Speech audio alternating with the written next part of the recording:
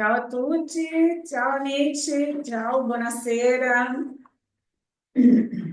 Buonasera, benvenuti. Buonasera, ciao, ciao, Ciao, ciao a tutti. ciao.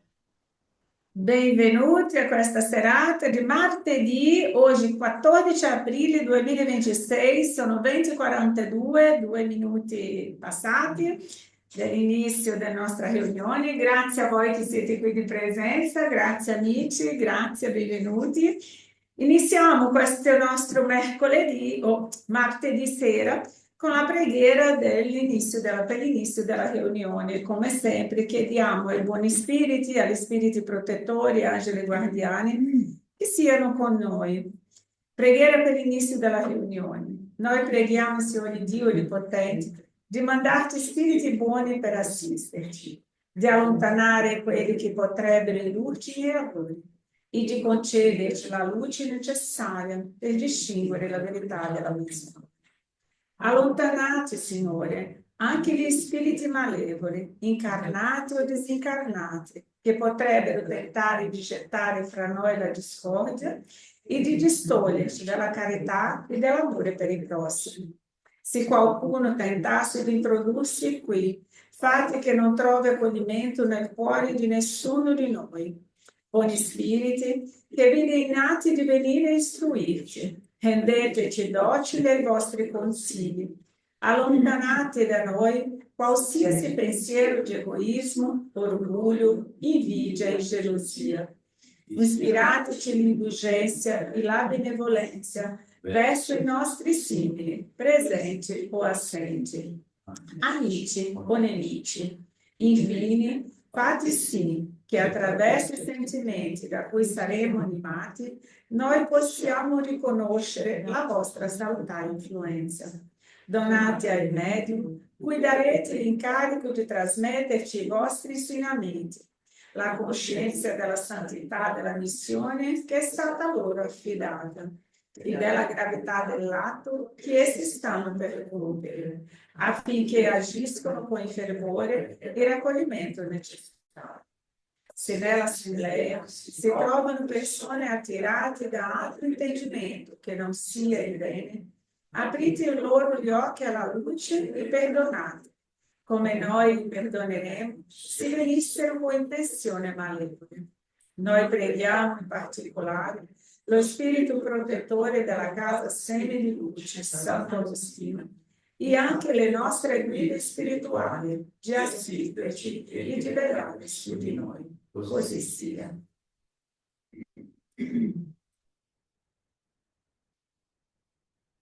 Ciao amici, sappiamo della importanza della preghiera in ogni momento della nostra vita.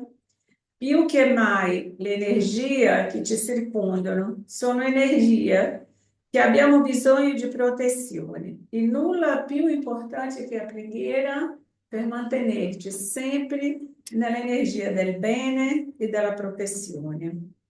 Quindi ricordiamoci di questo. Quando ci alziamo, preghiamo a Dio chiedendo la protezione, ringraziando la notte, ringraziando la casa, ringraziando tutto ciò che abbiamo avuto anche durante il periodo di riposo e l'opportunità di svegliarsi.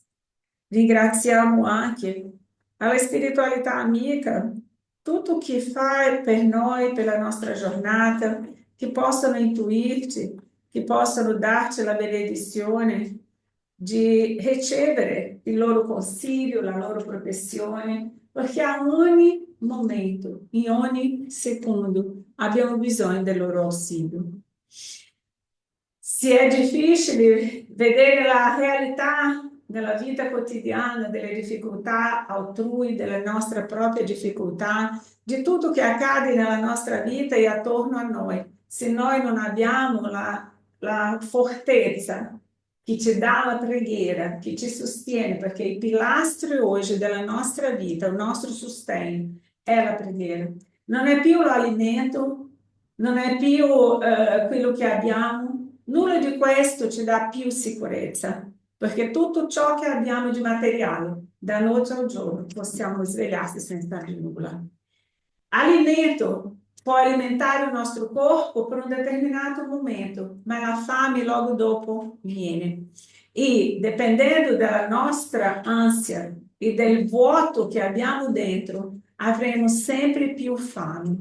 Ricordatevi del posto di Giacobbe, quando Gesù ha offerto e ha chiesto a Samaritana l'acqua e ha fatto la differenza dell'acqua del posto di Giacobbe e l'acqua che stava offrendo lui. Quindi più che mai noi oggi abbiamo bisogno di questa acqua e di questo alimento. Non è per me, non è per gli spiriti, ma è per gli esseri umani che sono attorno a me, che vedo e ascolto ogni giorno le sofferenze, le difficoltà che le persone stanno trovando dalla vita quotidiana di affrontare il loro problema con mancanza di sostegno spirituale di dentro di se stessi. È per questo che il tema di oggi, la incoerenza della fede, stiamo essendo messi a prova di questa nostra fede. Noi la abbiamo? Non la abbiamo.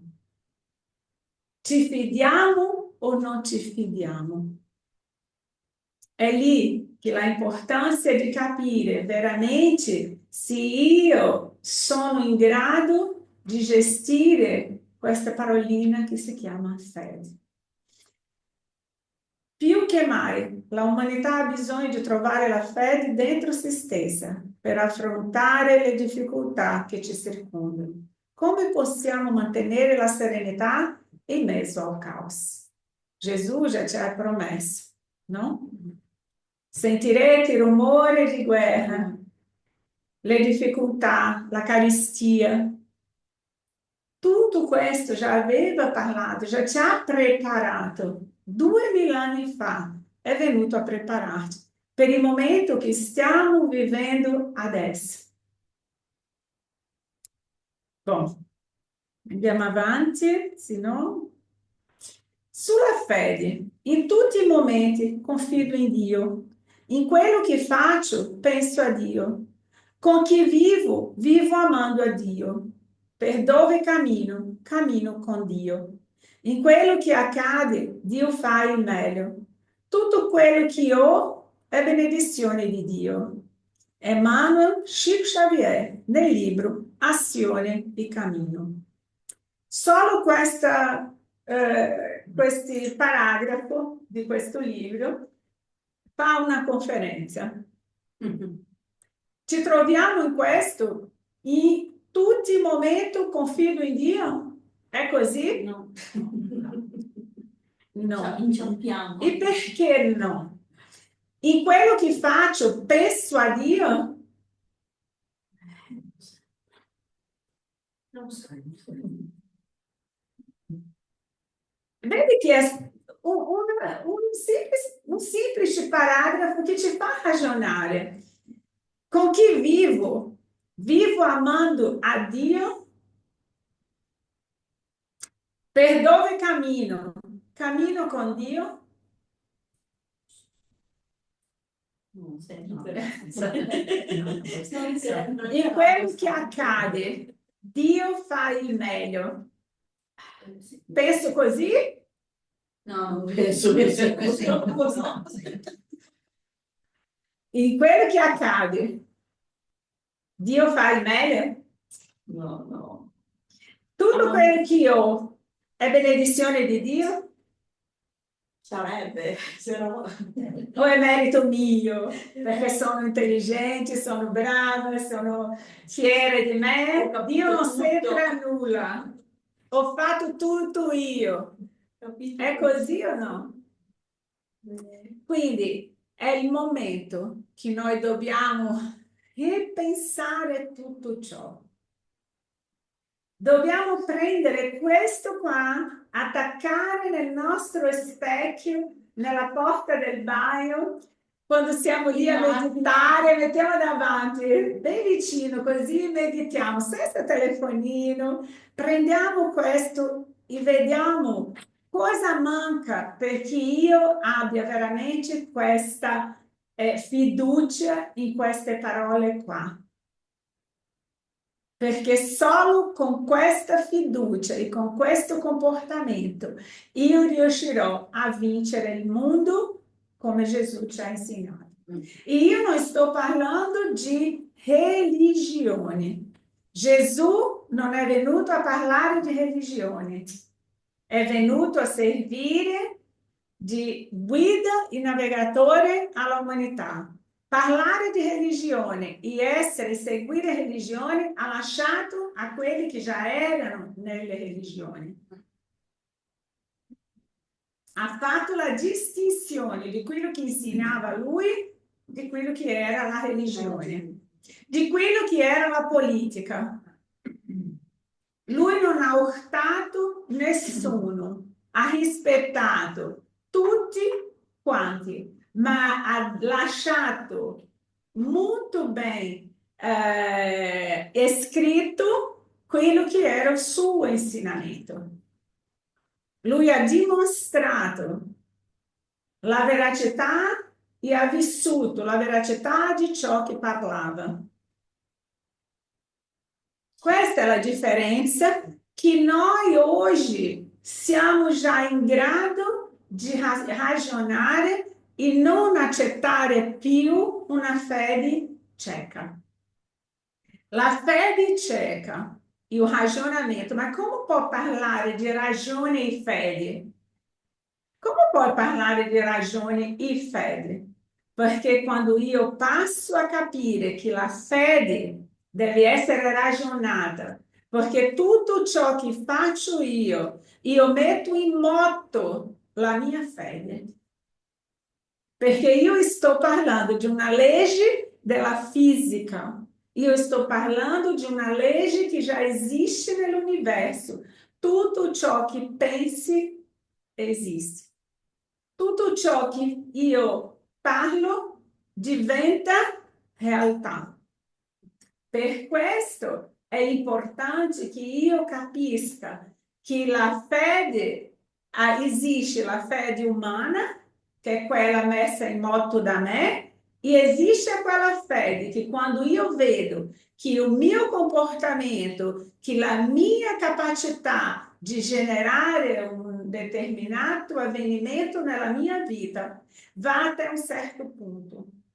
E di un certo punto in poi io devo, se io vedo che ho fatto tutto e non sono riuscita ad arrivare dove volevo io, vuol dire che ho bisogno della fede divina, della intervenienza e della interferenza di Dio che ha creato l'universo. Perché io non posso lasciare che tutto ciò che faccio, la fede sia tutto un compromesso di Dio, un compromesso di Dio verso di me, un obbligo di Dio verso di me. Io non posso lasciare che sia Lui, se Lui mi ha messo al mondo, Lui che pensi a tutto.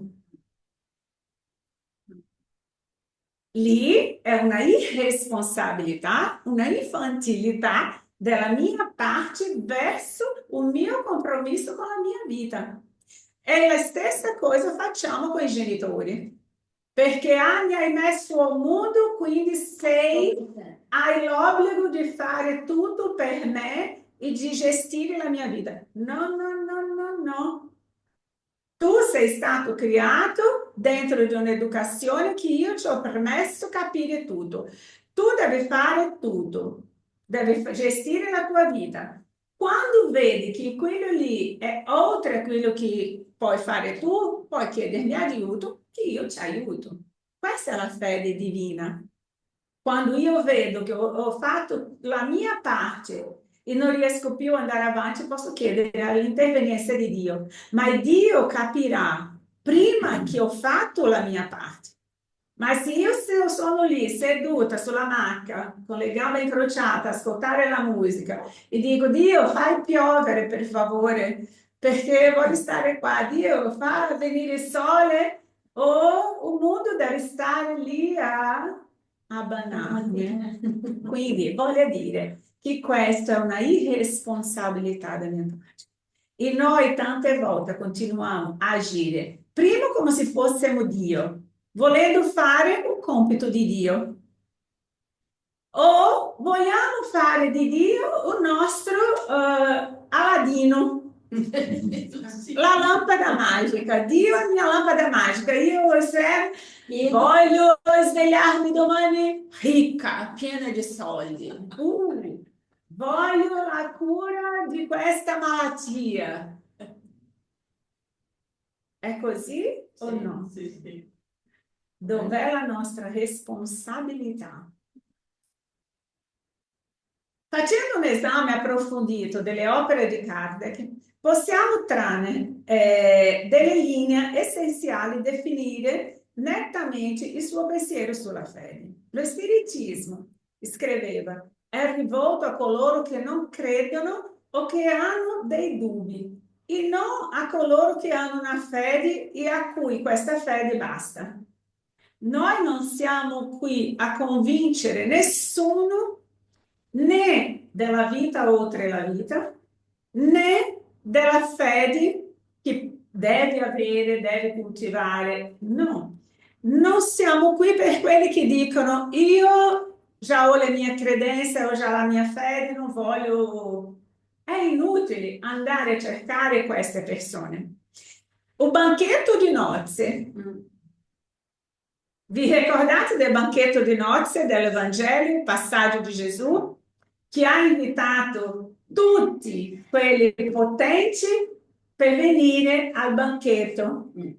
Ha mandato i suoi seguaci a invitare tutti. Nessuno ha accettato l'invito. Ma cosa vado a fare lì? Quelli non mi interessa. E quindi sono impegnato, devo andare a lavorare, devo andare nella via, devo andare a aprire il negozio, devo andare a curare mio figlio o mio nipote da prendere cura, quindi ognuno ha cercato, ah no, oggi ho un teatro, ah oggi ho... E quindi sono stati tutti invitati. Quando il padrone di casa ha visto che nessuno veniva alle nozze, cosa ha fatto? Ha detto ai suoi servitori di andare a invitare chiunque era per le strade. Tutti hanno accettato l'invito. Tutti hanno accettato l'invito. Paragonando a noi, paragonando a Gesù quando è andato a casa di Matteo a cenare con tutti quelli che erano esclusi dalla società, le signore del quartiere Rossi, e quelli che erano denominati come poveri, quelli senza casta, quelli che erano emarginati, tutti col cobrador di imposto, tutti coloro che erano in qualche modo esclusi dalla società dell'epoca. Quando sono venuti i dottori della legge a guardare cosa stava accadendo, i romani, cosa hanno visto? Ma tu ci siedi con tutta questa gente? Tutti coloro ci sporchi sedendoci con questa gente. Cosa ha fatto il Signore?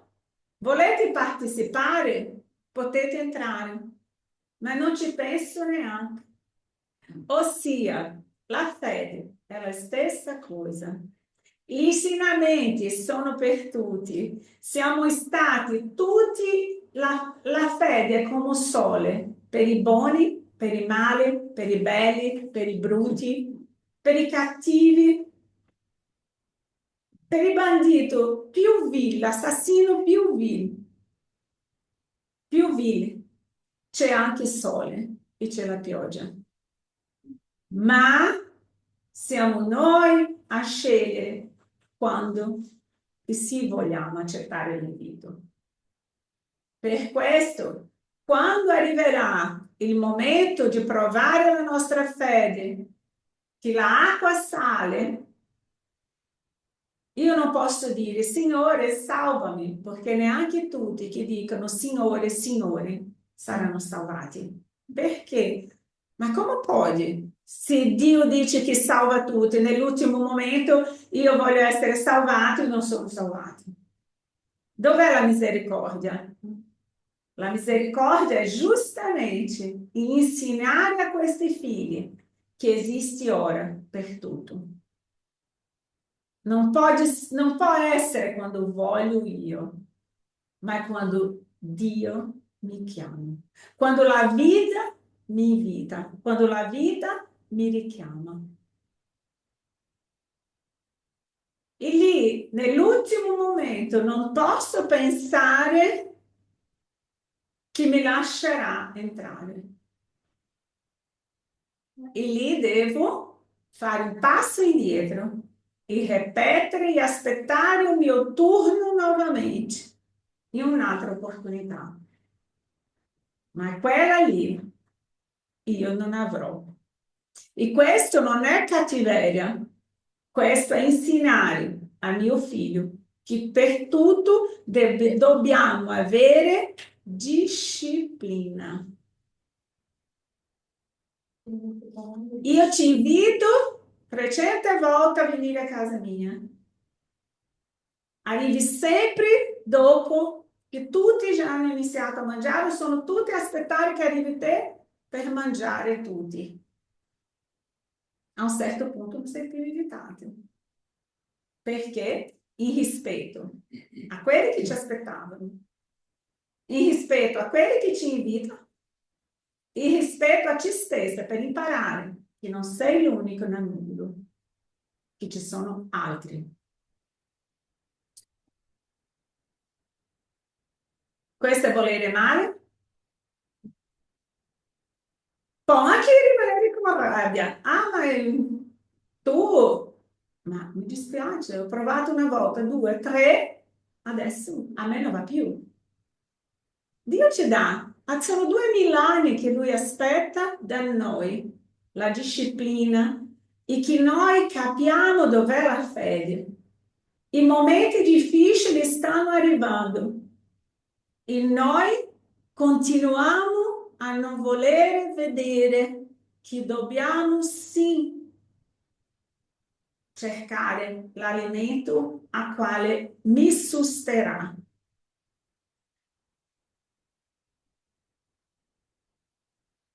Quindi, tornando, in questo è d'accordo i principi di tolleranza e di libertà di coscienza che professa. Accoglie con sollecitudine gli uomini di buona volontà, illumina coloro che cercano la luce. Non esiste altra fede incrollabile se non quella che può guardare in faccia la ragione in ogni epoca dell'umanità. O ancora, se ci fosse sempre stato presentato Dio, l'anima e la vita futura in modo razionale, non avremmo mai dubitato.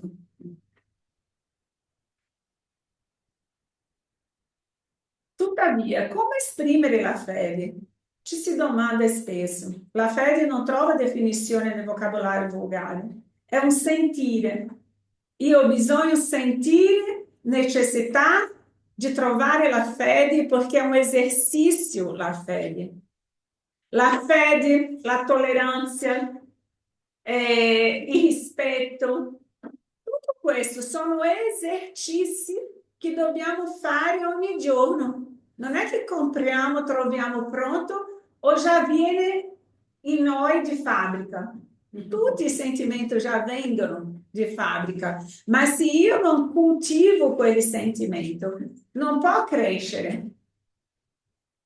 Perché è più facile a me coltivare l'ansia, o dubbio e o desespero,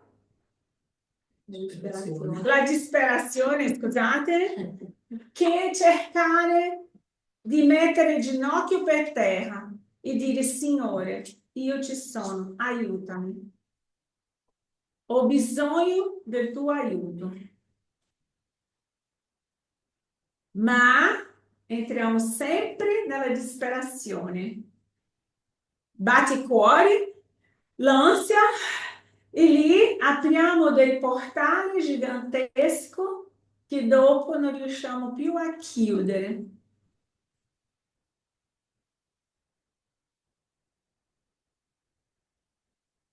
Dio, Gesù, libero-arbitrio, reincarnazione e medianità. Questa è la filosofia degli spiriti, ci offre una credenza più robusta, appunto perché è razionale, la conoscenza del mondo invisibile, la fiducia in una legge superiore di giustizia e di progresso, imprimono alla fede il doppio carattere della sicurezza e della calma.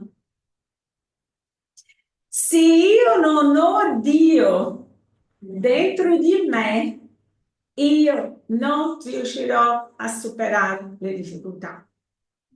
Ma chi non crede in Dio deve cercare di credere in qualcosa più grande di se stesso.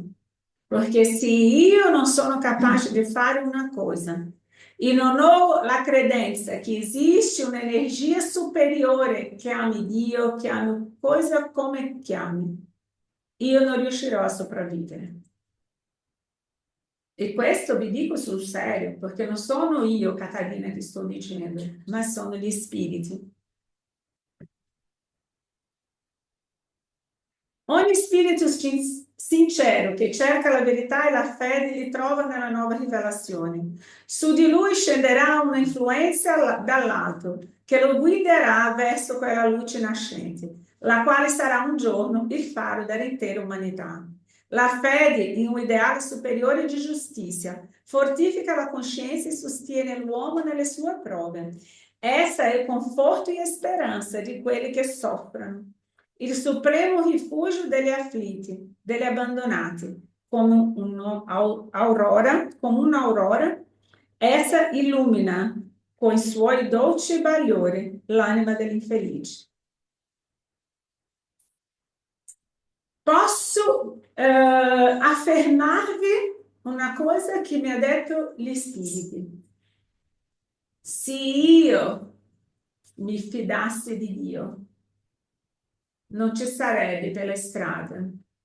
Se l'uomo avesse fiducia in Dio, ma Dio veramente, quel creatore dell'universo, indipendentemente di religione, non ci sarebbe la povertà, non ci sarebbe nessuno che passa fame per le strade, non ci sarebbe le malattie che non fossero accettate da noi, non ci sarebbe la sofferenza come la vediamo. Perché?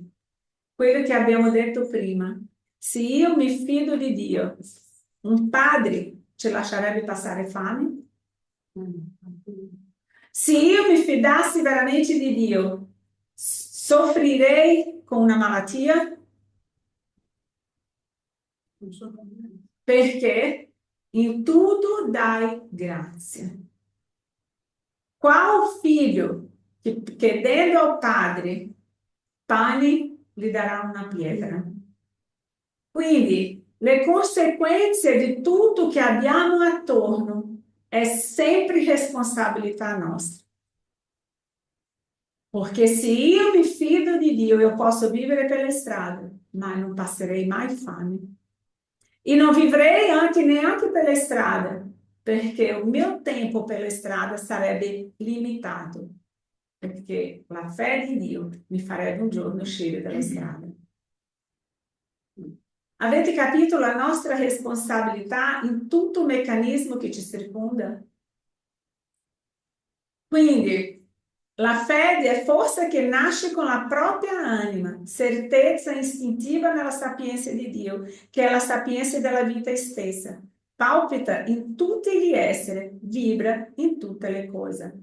Questa è la potenza che fa non cambiare la mia vita, ma accettare la mia vita. Perché la fede è anche accettare la mia vita, perché il cambiamento della mia vita sarà conseguenza del mio comportamento nell'accettazione di quello che ho e di quello che vivo. Complicato? Se studi un po', no? È più facile accettare. Ma se io continuo cieco, pensando che Dio deve sopprirmi tutto, Se io continuo cieco dicendo che Dio non esiste, perché se esistesse la mia madre non sarebbe morta, mio figlio non sarebbe morto, la mia casa non avrei perso il mio lavoro, la mia casa non sarebbe andata a fuoco. Se Dio esistesse, il male non esisterebbe. Dobbiamo ragionare che se io non esistessi, il male non esisterebbe. Non se Dio non esistesse. Se non esistessero i miei errori, forse. Se io non esistessi come sono, perché siamo tutti malati. Avete capito la differenza? Ma tutto questo è per dire, abbiamo sempre tempo. Dio ci richiama a ogni secondo per cambiare questo modo di pensare, per cambiare questa vibrazione. Noi siamo luce, noi siamo vibrazioni. Noi dobbiamo solo connettarsi con questa energia di luce. Ma come faccio a connettermi con quell'energia di luce se attorno a me è solo caos?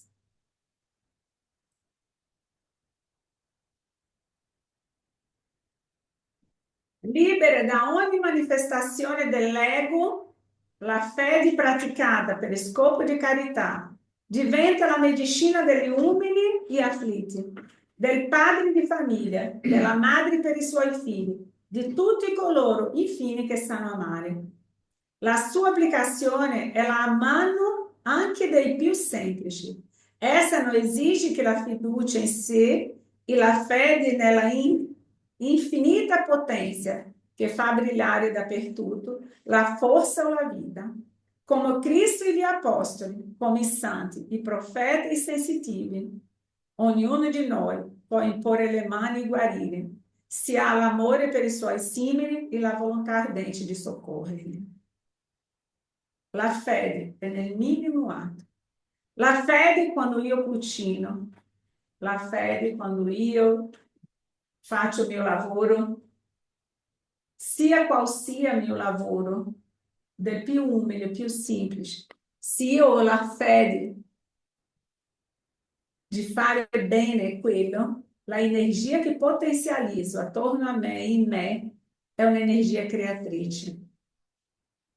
In tutto, io non devo aspettare che Dio risponda alla mia fede, io devo agire perché la fede sia un moto in me di qualcosa che non vedo, ma che Dio sa che io ho bisogno o che io voglio. Quando è che riusciremo a fare questo?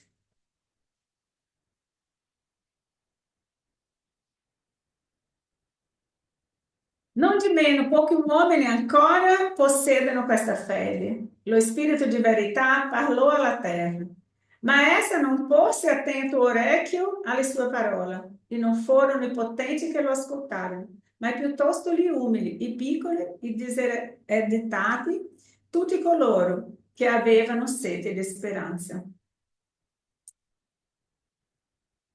La fede è il sicuro rimedio alla sofferenza, quello che ho detto prima. La mia sofferenza só esiste perché io non ho fiducia. Perché se io ho fiducia, io non bambeio, io non sono titubante. Io permetto sì che lo Spirito Santo lavori nella mia vita. Essa vai scorgere sempre gli orizzonti dell'infinito davanti ai quali scompaiono pochi giorni bui del presente. Non chiedetevi più, dunque, quali rimedio si debba impiegare per guarire questa ulcera o quella piaga, tentazione o prova. Ricordatevi che colui che crede ha la forza del rimedio nella fede.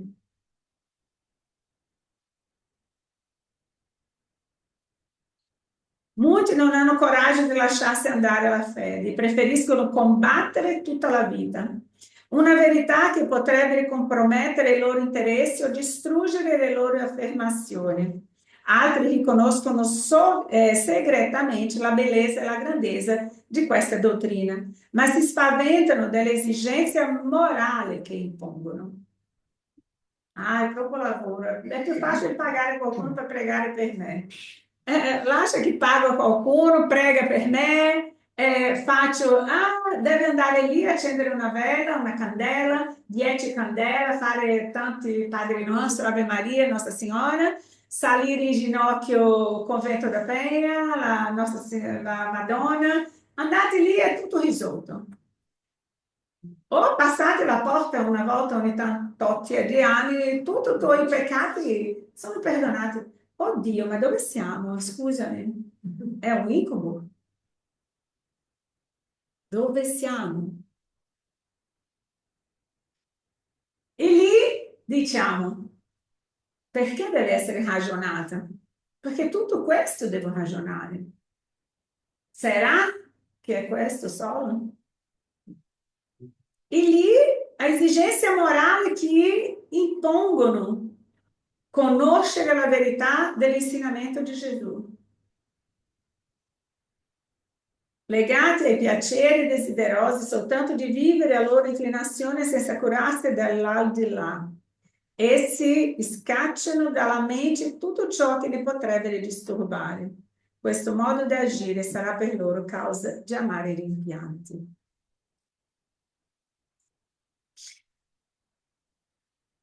La ultima domanda. Come possiamo fare per superare le difficoltà? Avere la fede con un mondo che crolla attorno a me. Chiara Lubick. Non abbiamo bisogno di tornare in Brasile per guardare Chico Xavier, i suoi 500 libri, tutte le sue testimonianze. Non abbiamo bisogno di andare in 1800 a cercare Kardec con tutto ciò che ci ha lasciato. Bastami un esempio. Chiara Lubick. Lei ha vissuto il Vangelo come lo alimento per tutti i suoi mali, per la fame. È riuscita a trovare alimento pregando il Vangelo. È riuscita a trovare la medicina per il dolore dell'anima leggendo il Vangelo. È riuscita a riunire un monte di amiche, anima fini, per aiutarla leggendo il Vangelo. È riuscita a combattere il male, a vivere la guerra con allegria, gioia, cantando, aiutando le persone nella loro difficoltà. Questo è quello che fa il Vangelo. Ma io che altre prove ho bisogno per riscoprire che il Vangelo è un mio sostegno? Perché possono bruciare tutti i libri della terra, tutti, ma la vita di Gesù, dalla sua nascita alla sua rinascita, noi non possiamo dimenticare, perché è tutto ciò che la umanità oggi ha bisogno per sopravvivere.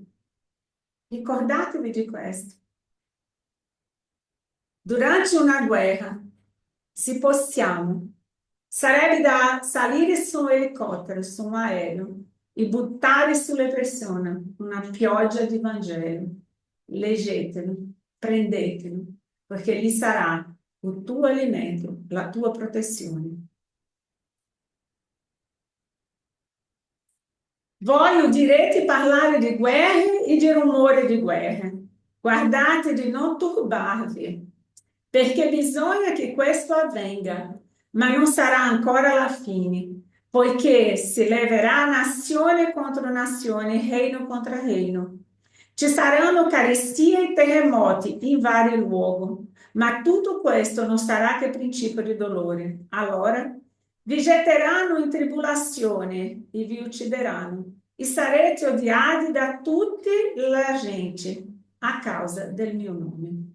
Vangelo secondo Matteo, capitolo 24. All'interno del discorso di Gesù sul Monte delle Olive, riguardo ai segni della fine dei tempi. Noi non possiamo continuare, check, ma dobbiamo prepararsi. Come posso prepararmi? Con il Vangelo.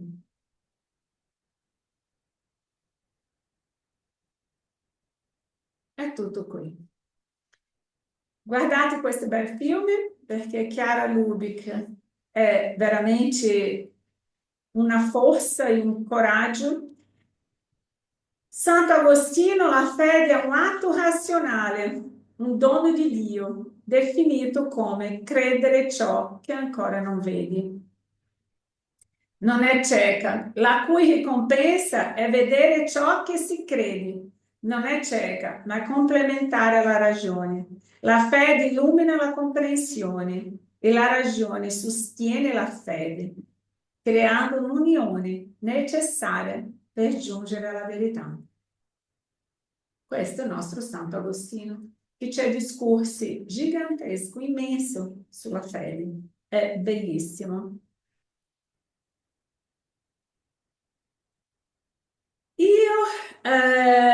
I salmi. Quando ero piccola sono stata criata come evangelica, della chiesa evangelica, sono stata battezzata nella chiesa evangelica, che la famiglia di mio papà è evangelico, era evangelico. E quindi i salmi, la vita dei profeti, erano i miei libri per dormire da bambina. Lui, invece di prendere fiaba di Cenerentola, Biancaneve, e leggeva le storie bibliche per i bambini.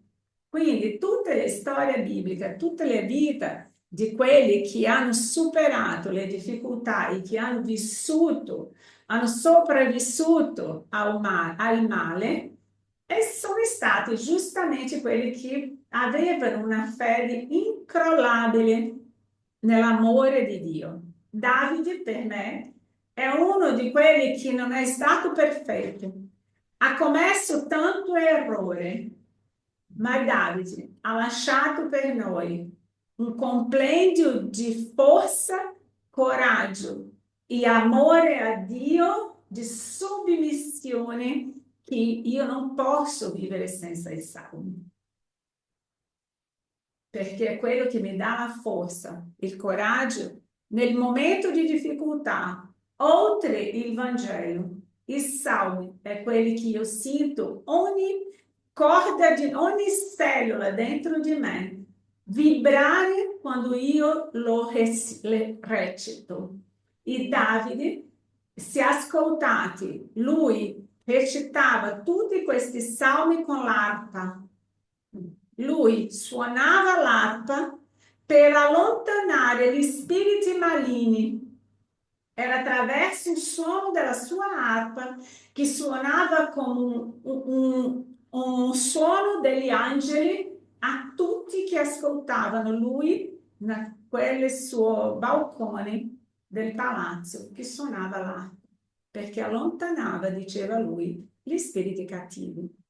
Samuele, quando era violento, o Samuele, quando aveva dei sentimenti pesanti verso di lui per conta dell'invidia o per conta di qualche altra situazione, lui prendeva l'arpa e andava a suonare per calmare e allontanare gli spiriti maligni del lato di Samuele, da vicino di Samuele. I salmi, se prendete, vi dirò pochissimi perché il Salmo 23 esprime fiducia assoluta. Il Signore è il mio pastore, non manco di nulla. Il Signore offre riposo, ristoro, guida sicura e protezione persino nelle difficoltà. Guida e nutrimento. Dio fa riposare su pascoli erbosi e conduce a acqua tranquilla, ristorando l'anima. Sicurezza nella difficoltà, anche attraversando una valle oscura, vale dell'ombra della morte, non si teme alcun male grazie alla presenza divina.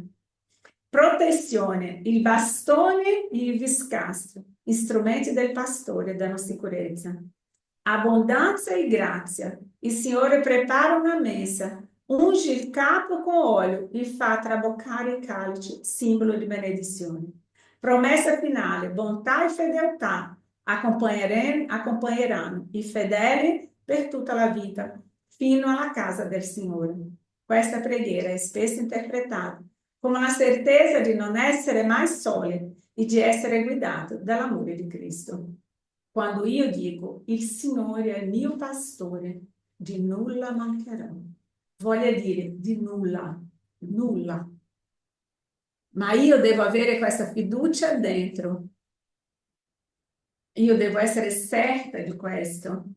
Ma non è come voglio io. Tante volte. È come il Signore trova che sia necessario. Il bastone che il pastore usa per rimettere le pecore nuovamente nell'arado sono le bastonate che la vita mi dà con molto amore per farmi ritornare alla guida giusta. E se io mi fido di queste bastonate, io riprendo la strada. Non mi arrabbio e non vado contro. Quindi, questi salmi, o Salmo 91, Dio è mio rifugio e fortezza, aiuto sempre pronto nelle difficoltà. Non temiamo se la terra è sconvolta, se i monti si smuovono in mezzo al mare, se le sue acque rumoreggiano, schiumano e si gonfiano, facendo tremare i monti. C'è un film in cui gli uccelli rallegrano la città di Dio, il luogo santo della dimora dell'Altissimo. Dio si trova in essa, non potrà vacillare. Dio la soccorrerà al primo chiarore del mattino. Le nazioni rumogeranno, i regni vacillano. Ele fa udire la sua voce, la terra si scioglie. Il Signore dell'esercito è con noi, è il Dio di Giacobbe, il nostro rifugio. Venite e guardate le opere del Signore. Ele fa sulla terra cose stupende. Fa cessare la guerra fino all'estremità della terra. Rompe gli archi, spessa le lanze, brucia i carri da guerra. Fermatevi, dice, e riconoscerete che io sono Dio. Io sarò glorificato fra le nazioni, sarò glorificato sulla terra. Il Signore dell'esercito è con noi, il Dio di Giacobbe è il nostro rifugio. Se io studio ogni parola di questo, in realtà il Salmo 91 è molto più completo di questo che è qui. Qui è solo un dettaglio. Il Signore è il mio pastore, aquele che abita no esconderijo do Altíssimo, a sombra do Onipotente descansará. Direi do Senhor é o meu Deus, meu refúgio, a minha fortaleza, nulla mancherò. 1000 cadranno al tuo lato, 10.000 alla tua sinistra, ma tu non sarai atingido. Quindi ci sono delle promesse di Dio nella nostra vita che noi dobbiamo prendere come nostre. E non importa cosa sono stata, cosa ho fatto io, perché tutti che clamano a Dio ricevono aiuto. Ah, io non me lo merito. Non esiste questo. Tutti meritiamo questo amore e Lui è pronto a donarci questo amore, ma noi dobbiamo volere questo amore. Salmo 46 è un inno di fiducia che serve a Dio come un rifugio e forza incrollabile, anche di fronte alla catastrofe naturale o ai tumulti delle nazioni. Sicurezza divina, invito alla calma, protezione universale. Lui ci ha lasciato tutto. Quando vogliamo ancora, gente? Cosa altro vogliamo? Scusatemi, ma cosa abbiamo bisogno per provare questa fiducia? Solo iniziare. Solo avere tempo per questo. Perché abbiamo tempo per tutto, per tutto.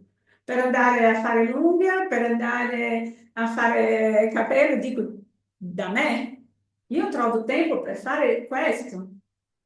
Ma si dice no, deve andare lì, ma c'è qualcuno che ha bisogno di parlare con te.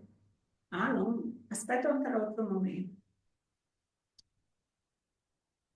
Io devo sapere che il tempo di Dio non è lo stesso mio. Io devo sapere cos'è più importante nella mia vita. Cercate il primo reino di Dio e tutto altro ci sarà dato. Perché tu puoi stare senza di nulla, senza nulla. Salmo 36. Anche se mio padre e mia madre mi abbandoneranno, Dio mi accoglierà. Di nulla temo. Anche se mio padre e la mia madre mi abbandoneranno, Dio mi accoglierà. Perché è Dio nostro Padre. Un mondo può essere contro di te. Un mondo può voltarci le spalle. Ma Dio ci sostenerà. Fidatevi di questo, perché è così che funziona. Io posso dire che ho vissuto già la prova in tutta la mia vita di questo.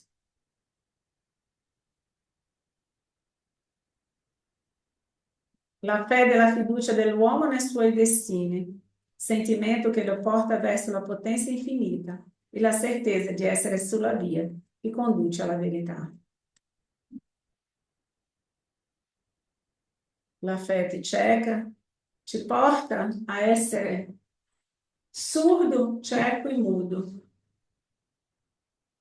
a seguire qualcosa che ci porterà a uccidersi.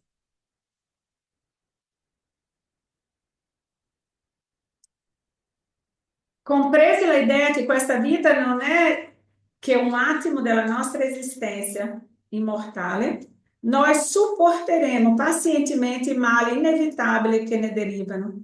La prospettiva del tempo a venire ci darà forza a dominare le miserie presenti, a renderci superiori alle oscillazioni della fortuna, a sentirci più liberi e meglio armati per la lotta. La vita è un attimo. Tutto ciò che abbiamo non ci appartiene, ma a Dio. È tutto un prestito. E se noi rimaniamo senza, non dobbiamo avere questa paura.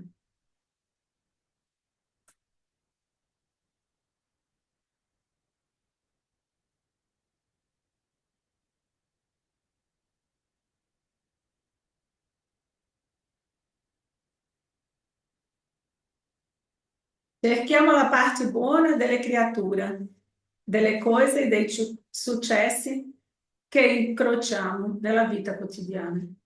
Avremo così lo specchio della nostra mente rivolto al bene, incorporando i tesori eterni e la felicità che nasce dalla fede generosa e operante. Questo ci libererà dalla catena di tutto il male, una volta che il bene, costante e puro, avrà trovato in noi un sicuro riflettore.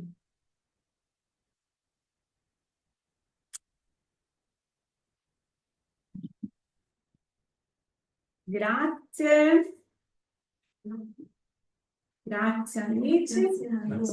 La direzione è questa. Risvegliamo questa fiducia.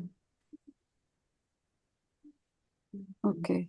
La fiducia in quello che non vediamo, ma è la fiducia che non siamo mai lasciati al sole. Buonasera, buonanotte a tutti. Dormiti? State Buonanotte. No, non stiamo dormendo, come no? Ascoltiamo. Molto interessante, grazie Caterina. Grazie Caterina, grazie. Grazie. Grazie a voi. Ricordiamoci di svegliarsi con questa fiducia e che nulla, neanche catastrofe nessuna, nulla che può avvenire in questo pianeta può togliere Non la c'è? fede di Dio. Sono spaventata. Ah, scusa. Ok? Buonanotte, Buonanotte Buonanotte. Caterina, grazie. Ciao a tutti. Grazie. Grazie a voi, Signore Gesù, Padre amato. Ringraziamo questa opportunità. Ringraziamo, Signore, questi spiriti benevoli, amici, che vengono a stare vicino a noi, che sono con noi, che ci danno questa forza, questa fiducia di che la vita non è solo quello che vediamo, ma che possiamo, Signore Gesù, nei momenti di difficoltà, riuscire a chiederci l'ausilio, riuscire, Signor Gesù, a avere la fede da misura di un granello di senape, ma che possiamo sì ricordarci del tuo nome, della tua forza e del tuo coraggio nella nostra vita. Così sia.